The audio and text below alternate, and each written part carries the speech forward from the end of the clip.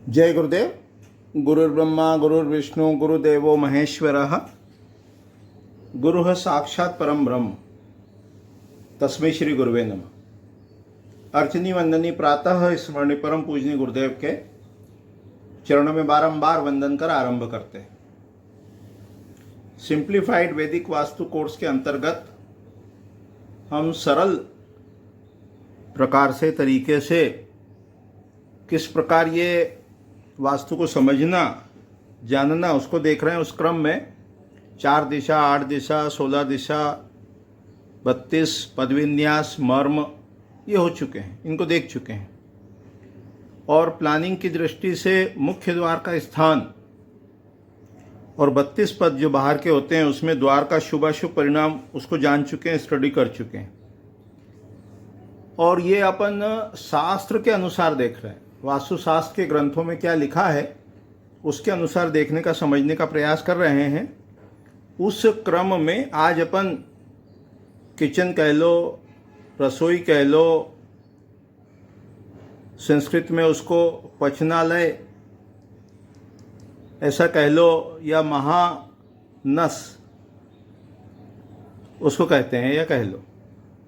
तो शास्त्र में जो बताया गया है वो बताया है कि देखो ये कहाँ कहाँ हो सकते हैं।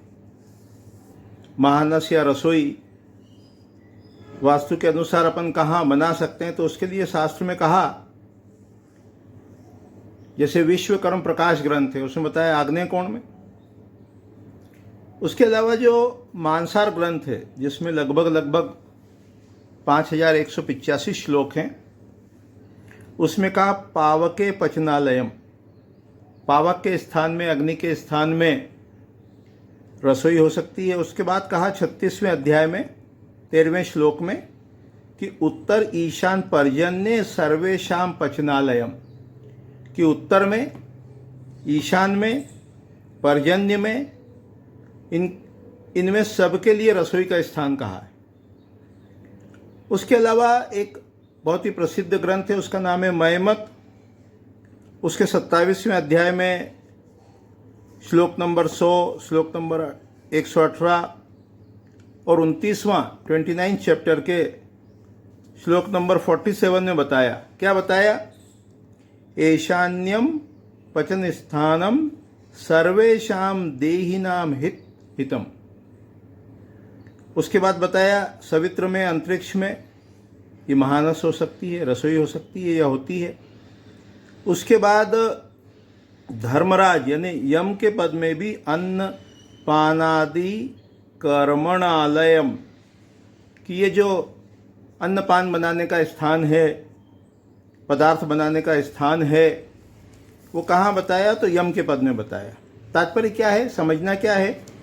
समझना ये है कि रसोई का जो स्थान शास्त्र में बताया गया, शास्त्र के अनुसार अपन देख रहे हैं, तो शास्त्र में जो बताया गया वो क्या बताया? रसोई का स्थान, और रसोई का स्थान बताया उत्तर में, ईशान में और आग्नेय कोण में। अग्नि के पद में भी बताया और आग्नेय कोण में भी बताया।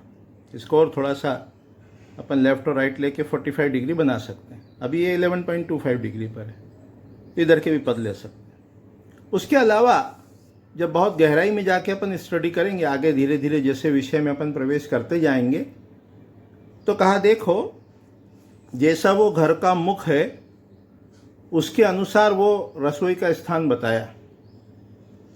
तो जो उत्तरमुखी घर है उसमें कहा ईशान्यम पचन स्थानम, उत्तरमुखी घर में ईशान कोण में, पूर्वमुखी घर में आग्नेयाम पचन स्थानम। उसके बाद दक्षिणमुखी घर में नैऋत्य कोण में बताया, और पश्चिममुखी घर में वायव्याम पचन स्थानम शूद्राणाम संस्पृश्यते।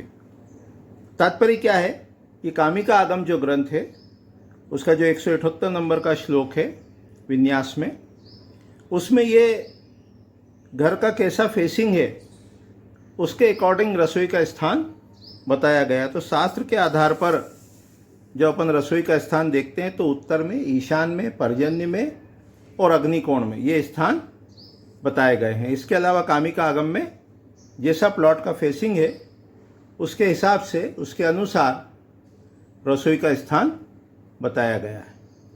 आगामी पाठ में भी अपन विभिन्न जो स्थान बताए गए हैं, चाहे वो स्टेयर्स का हो, चाहे वो ड्राइंग रूम हो, चाहे वो बेडरूम है, उन सबके स्थानों को, प्लेसमेंट को देखने का, समझने का प्रयास करेंगे। अभी इतना ही कह के वाणी को विराम देते हैं। जय गुरुदेव, जय गुरुदेव।